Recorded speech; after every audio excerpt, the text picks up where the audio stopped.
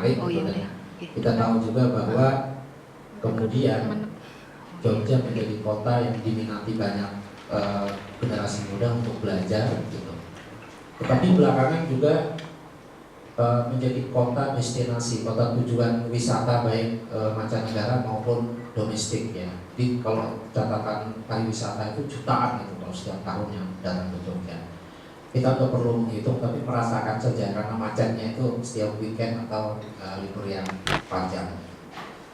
Nah, tetapi di sisi yang lain sebenarnya Jogja ini juga tidak istimewa.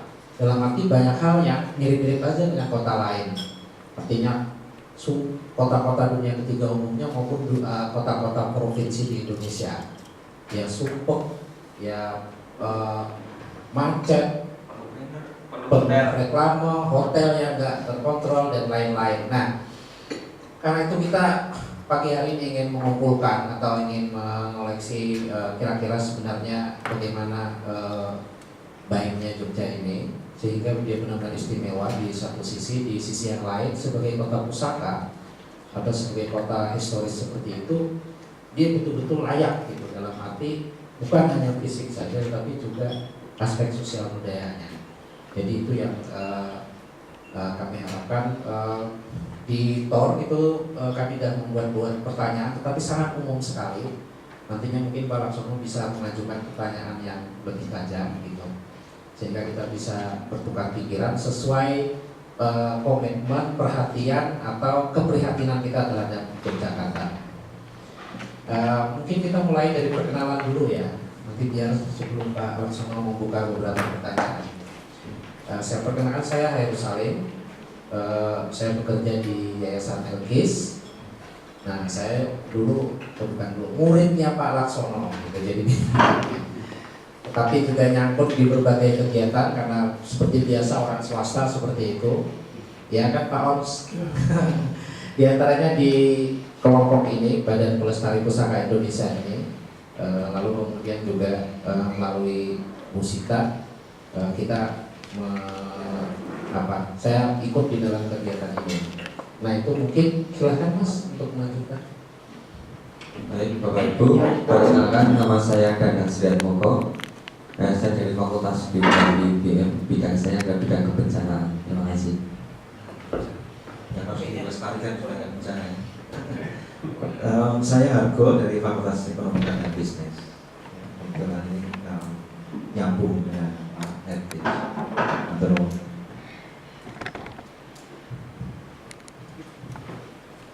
Saya Mandor Wijoyono.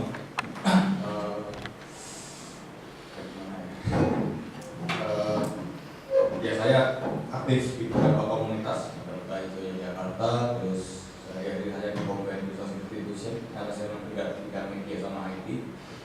Terus kalau untuk konteks yang nanti kita bicarakan selama beberapa waktu terakhir dengan teman-teman jaringan komunitas dan komunitas juga menggerakkan beberapa inisiatif untuk isu-isu perkotaan. Salah satunya kalau tahun kemarin kita menggelar festival seni mencari hari-hari yang tapi ada beberapa rencana jangka panjang yang sedang kita siapkan. Nah, semoga nanti bisa ada hal yang bisa kita lakukan di hari ini. Terima kasih.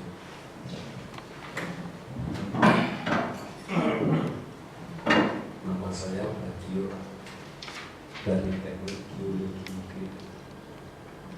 Bidang saya mirip dengan saudara Danang ya, masalah bencana geologi.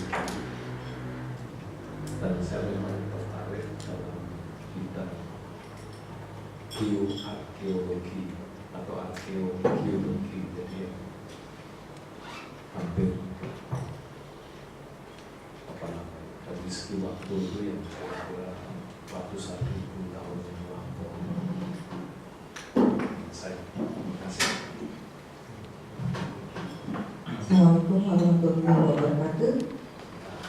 Perkenalkan saya perkenalkan diri, nama saya Dewi Turgarini. Sejak tahun 2010 saya dengan Mas Joyo aktif di Badan Pelestarian Pusaka Indonesia. Hanya fokus saya adalah pada gastronomi heritage Eh, jadi mengenai makanan, minuman, dan pastry bakery yang memang berasal dari akar tradisi kita. Kemudian saya juga aktif di berbagai organisasi yang terkait, Akademi Gastronomi Indonesia di Jakarta, kemudian Indonesian Chef Association. Selama bertahun-tahun ini kami berjuang untuk melestarikan gastronomi Indonesia, dan saat ini saya juga sedang menjadi mahasiswanya Ibu Sita untuk menyelesaikan disertasi mengenai gastronomi city heritage, khususnya di kota Yogyakarta dan Bandung. Mudah-mudahan hari ini bisa memberikan kontribusi yang lebih baik.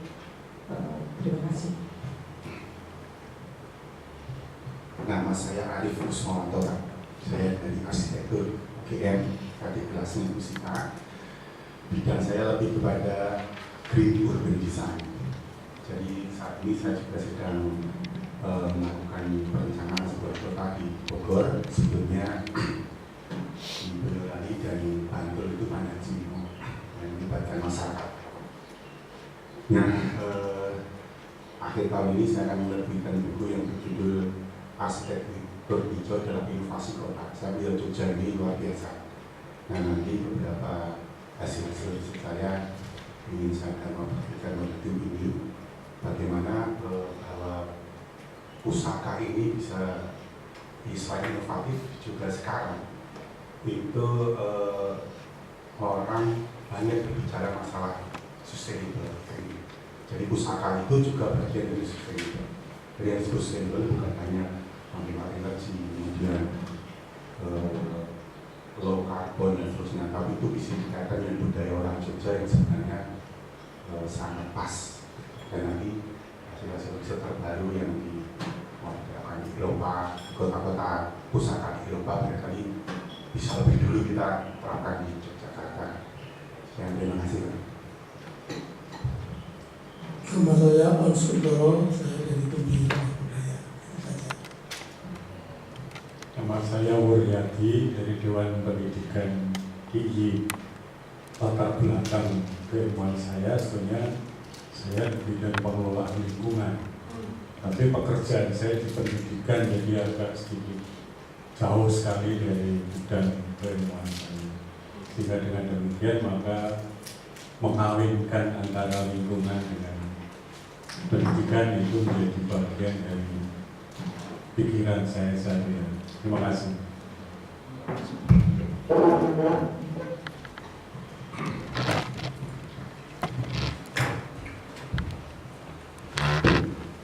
Baik, selamat pagi. Saya Laksono. Mungkin dalam undangan saya didapuk sebagai pengundang, tapi sebenarnya kalau di dalam formatnya ini sebagai fasilitator. Nah, mungkin saya mohon maaf sebelumnya ingin memulai acara fasilitator FGD ini, ya, mengawali brainstorming ini. Saya ingin menggunakan kesempatan untuk sekedar merefresh pikiran kita agar agak panas sedikit. Saya termasuk mesin diesel kalau dalam urusan mesin itu harus pelan-pelan, nanti baru kita makin lama makin kencang diskusinya, karena isu yang ada di hadapan kita merupakan isu yang sangat menarik. Saya ingin mulai dari kegalauan Prof. Wuryadi tadi yang harus mengawinkan dua perkara besar, lingkungan sama pendidikan, ya. Kita pun jangan lupa ketika mendiskusikan Yogyakarta sekarang dikasih label sebagai kota pusaka budaya, ini juga perkara perkawinan yang mungkin bisa sepasar bubal tapi juga bisa produktif. Dan tentu saja kita berharap pengawinan pengertian antara Yogyakarta sebagai kota tanda kutip ya, dan pusaka budaya itu bisa lebih lestari. Nah, sekedar mengingatkan, saya kira kita mungkin bisa sepakat, bisa juga tidak, memahami Yogyakarta itu sebetulnya bukan kota, tapi Yogyakarta itu keraton. Nah, kalau kita lihat keraton, ya, desain dan sebagainya, maka di dalamnya juga ada perkawinan kultural, perkawinan budaya yang besar juga, yang jaraknya jauh, yaitu budaya Mataram, Jawa Mataraman, dan kolonial Hindia Belanda. Ya. Saya kira orang Jogja, orang Jawa belum bisa memproduksi tiang dari tiang besi misalnya seperti yang ada di keraton di sana ya. Seng dan sebagainya itu juga bukan produk orang Jawa. Banyak kompromi-kompromi budaya yang dibuat oleh Mangkubumi pertama saya kira ya, dan para arsitek, tukang, pekerja, para gelondong, ya, kayu pada waktu itu, hingga melahirkan desain sebuah keraton. Keraton itu pusat kedudukan raja, pusat pemerintahan raja, bukan sebuah kota seperti hanya kota-kota bandar atau kota-kota perdagangan dan sebagainya. Dan keraton ini kalau kita lihat dalam sejarah kita kan didirikan tidak sekali jadi di tempat yang sekarang ada ini. Pernah dibuat di Ambar Rokmo, pernah di Ambar Ketawang, ya, Gamping sana, lalu di Alas Papingan yang sekarang menjadi lokasi keraton itu. Di keraton itu sendiri merupakan perkawinan. Lalu tiba-tiba tadi ada ibu di sana, perkara kuliner atau apa tadi, gastronomi. Kebetulan saya ada mahasiswa yang melamani ujian S2 menulis perkara gastronomi dalam perangko apa itu, perangko perdana atau perangko apa Indonesia gitu ya. Nah, makanan kita juga sering lupa bahwa makanan yang kita makan hari ini dan cara kita memakannya itu juga perkawinan budaya atau silang budaya yang besar juga ya, antara katakanlah makanan lesehan dan makanan Indis, duduk di meja pakai sendok garpu ya, dan segala macam lampenya itu. Orang Jawa kalau kita lihat di desa-desa juga mungkin di kampung-kampung, dalam hidup kita juga di rumah, jarang itu duduk makan bersama di atas meja atau di meja gitu ya, di meja makan. Itu tradisi Indis yang duduk dengan meja. Bahkan kita nggak punya bahasa daerah untuk kursi meja, ini kan semua kata-kata asing. Orang Jawa itu kalau makan sak geleme dhewe ya, duduk di rincak lesehan ya, mungkin jika bapaknya madep ngalor, ibunya madep ngidul, anaknya madep munggah dan gitu. Jadi cara menikmati makan ala kampung kita itu begitu liar. Lalu kita harus mengawinkan dengan cara makan yang begitu deftech, namanya yang begitu tertib ala kolonial, dan lahirlah berbagai cara makanan yang sekarang kita temui. Belum lagi kalau di Belanda ada namanya Rijsttafel ya, itu makanan yang sangat lengkap. Ya, ada rendang, ada gado-gado dikawinkan, ada kerupuk udang, ada bakmi, satu porsi ya. Rijsttafel itu makanan Indis dibawa, kemudian ketika orang Belanda pulang kampung tahun 58 terakhir orang Belanda bisa di sini, nggak ada di rumah makan kita itu menu Rijsttafel itu tidak ada. Tetapi tahun 2000-an kemarin bukan aja menu, di Jogja sudah ada rumah makan yang bernama Rijsttafel, bukan Rijs pakai bahasa Belanda tapi RES sekarang, Rijsttafel. Kembali lagi ke sini. Jadi kita lihat kebudayaan ini begitu lentur, isinya seperti negosiasi-negosiasi, seperti kontestasi-kontestasi, dialektika yang bisa kadang-kadang tajam dan keras, ya, kalau tidak dikelola dengan baik. Nah, kemudian dialektika yang baru setelah merdeka, tentu saja sebelum itu internal di Jogja selalu ada dialektik antara keraton dan desa sekitarnya yang kemudian menjadi kampung. Ya. Keraton itu dikelilingi oleh desa-desa, bahkan di dalam keraton, wilayah keraton, Taman Sari itu dulunya juga desa.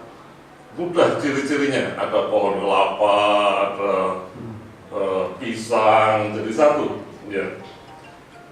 Seperti halnya para petani di desa-desa, sebagian besar hidupnya dari pertanian, semua melakukan hal itu.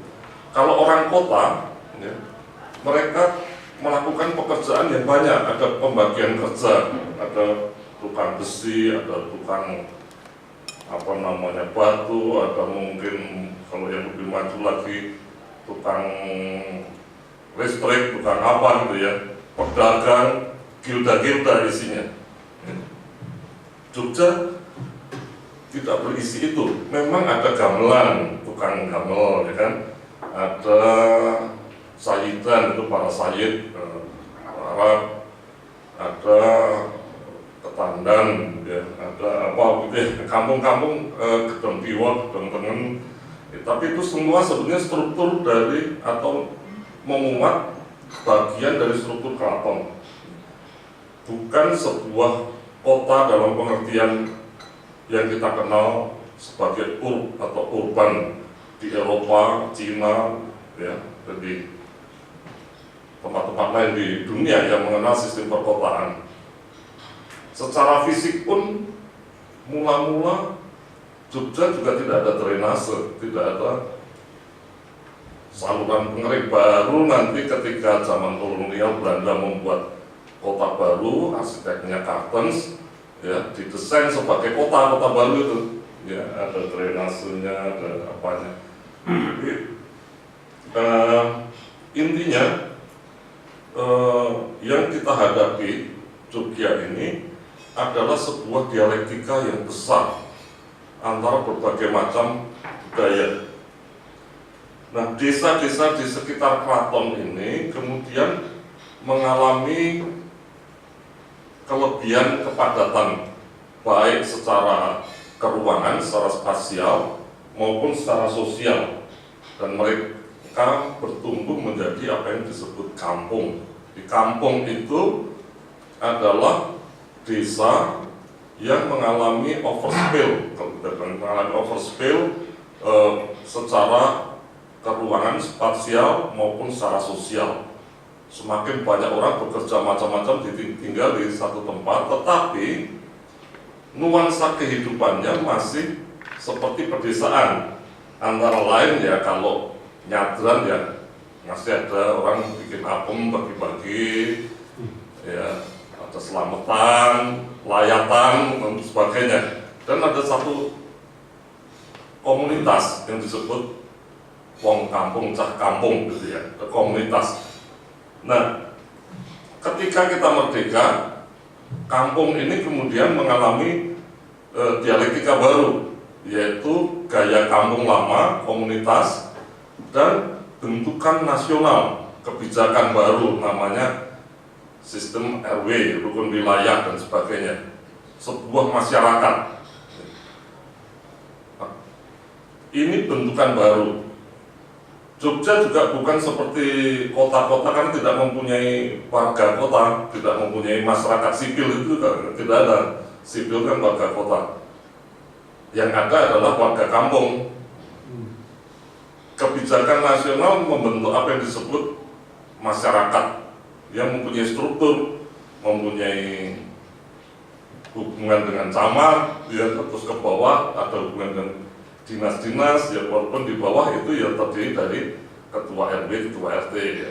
Lalu pakai nomor, yang penting juga berstruktur komunitas itu sudah bernomor, ya. Jadi kampung itu nggak ada nomornya, Setahu saya kampung dulu nggak pakai nomor, ya. Bahkan alamat rumah pun tidak ada. Sulit mencari rumah di Jogja itu kalau masih pakai sistem kampung dulu. Ya, kita harus ketemu orang, tanya kenal ini, kenal itu gitu ya. Orang saling kenal. Kalau kota mulai pakai nomor karena berstruktur. Nah, dialektika antara struktur yang dibentuk oleh kebijakan melalui perundangan, peraturan daerah dan sebagainya, dan kehidupan kampung yang berdasarkan pada kearifan namanya ya, itu melahirkan kalau sekarang ini evolusi atau mungkin malah revolusi. Itulah yang menyebabkan Jogja itu istimewanya di sana. Nah, nanti dirasakan pada hubungan antara orang-orang daerah luar Jogja yang sekolah di sini pada zaman revolusi ketika dengan pendidikan, orang datang di sini sebagai ya bagian dari masyarakat baru bangsa Indonesia, tapi disambut oleh kearifan hidup ala kampung.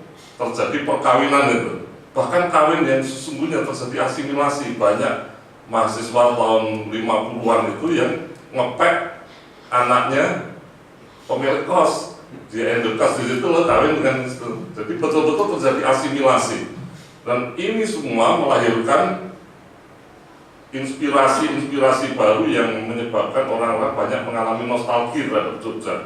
Jogja dicintai kemudian karena dialektika yang terjadi selama ini itu produktif secara kultural.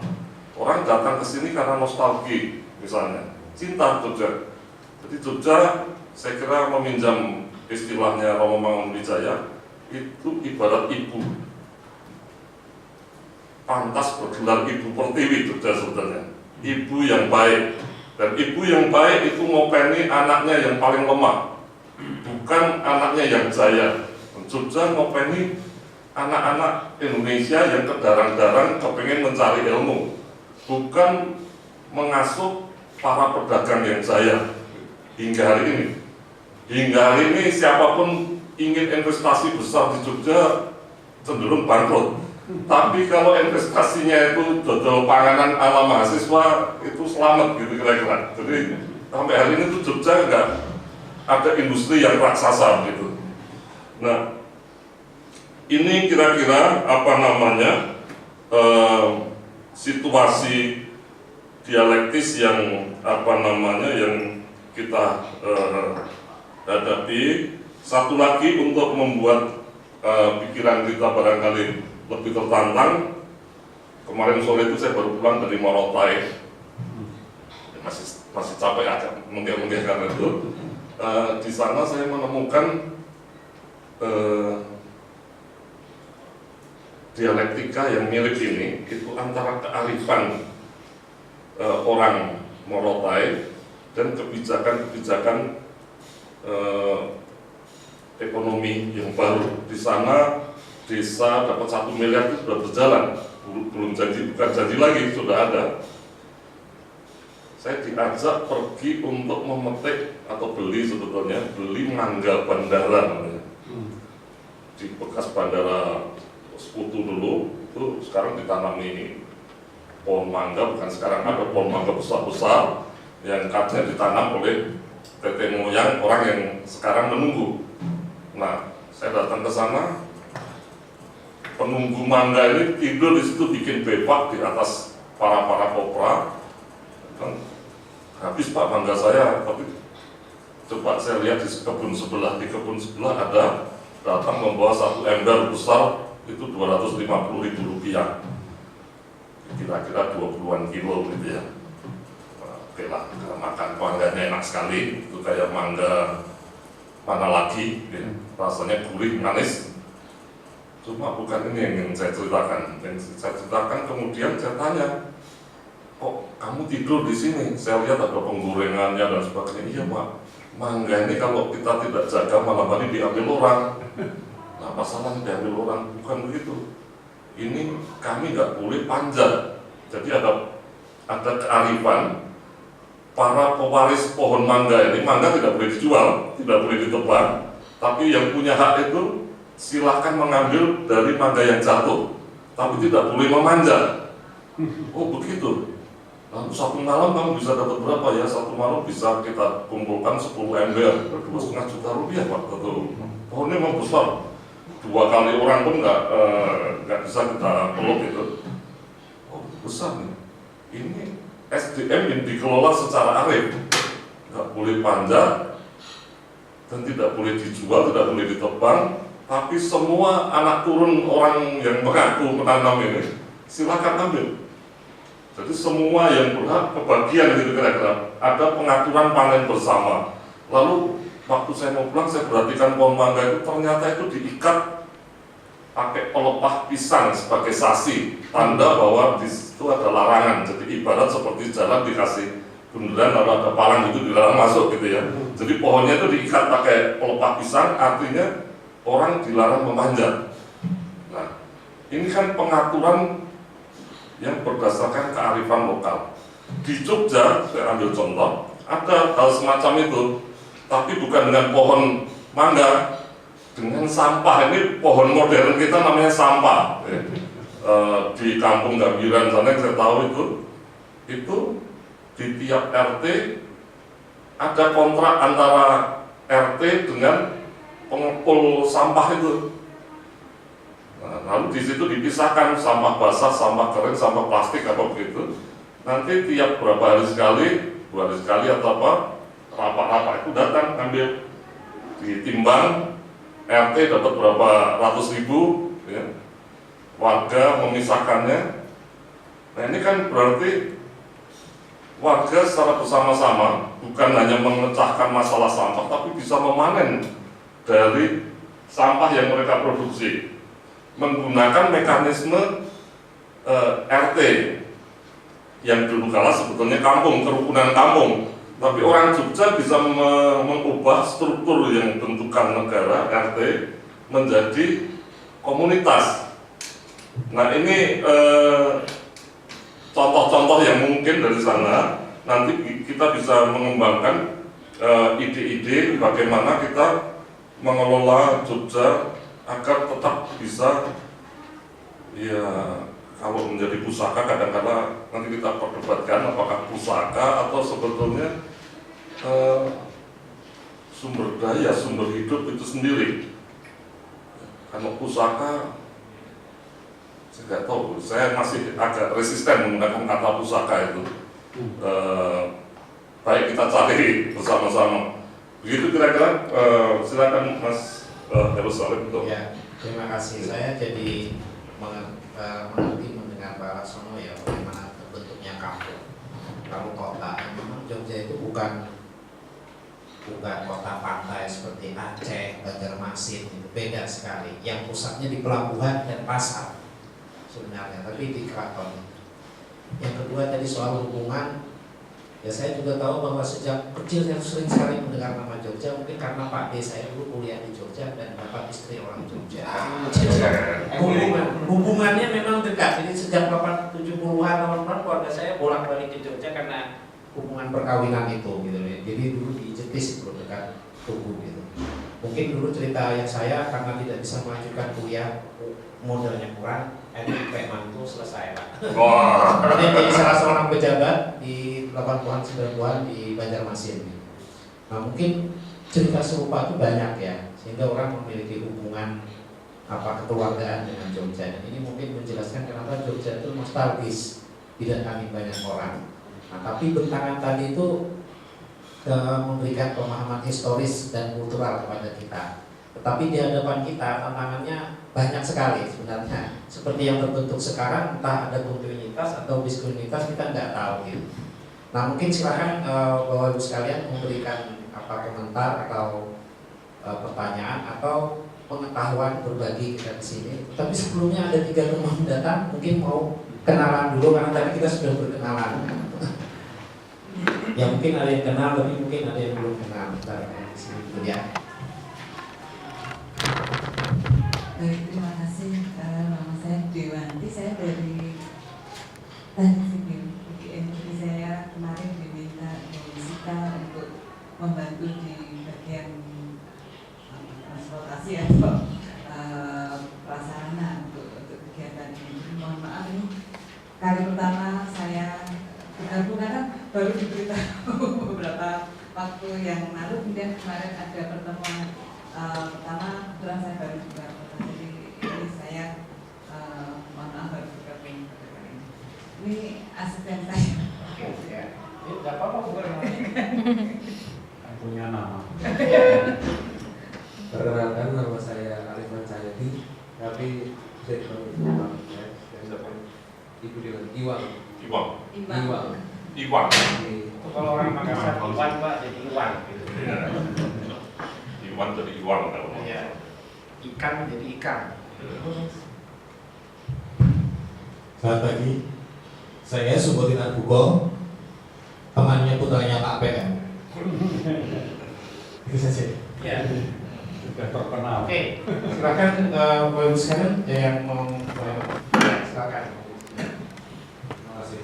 Ini kita ada rekaman dengan Ada direkam dan dinotolen. kita bebas saja. Ya. Langsung nyambung ke yang disampaikan Pak Laksono tadi kan, sebelum acara tadi saya sama Mas Salim bahkan sudah ngobrol di depan tentang kampung yang membedakan Jogja dengan konsep kota yang di luar sana. Cuma mungkin yang nanti bisa kita diskusikan kalau kita, ini saya mengawali lontaran juga dua hal, saya sendiri juga belum punya jawabannya. Yang pertama adalah ketika kita bicara nanti Jogja sebagai kota pusaka atau apapun namanya, ya harus kita perhatikan juga bahwa mungkin kita juga tidak bisa kemudian hanya melihat kota secara administratif. Ketika tadi Pak Laksono juga menyampaikan ada struktur formal kenegaraan dengan komunitas, karena kita mungkin harus melihat juga sebagai sebuah city legend ya, yang utuh sebenarnya itu secara nyata memang bisa kita lihat wujudnya di kota, ya di Yogyakarta ini sendiri. Jadi ketika kita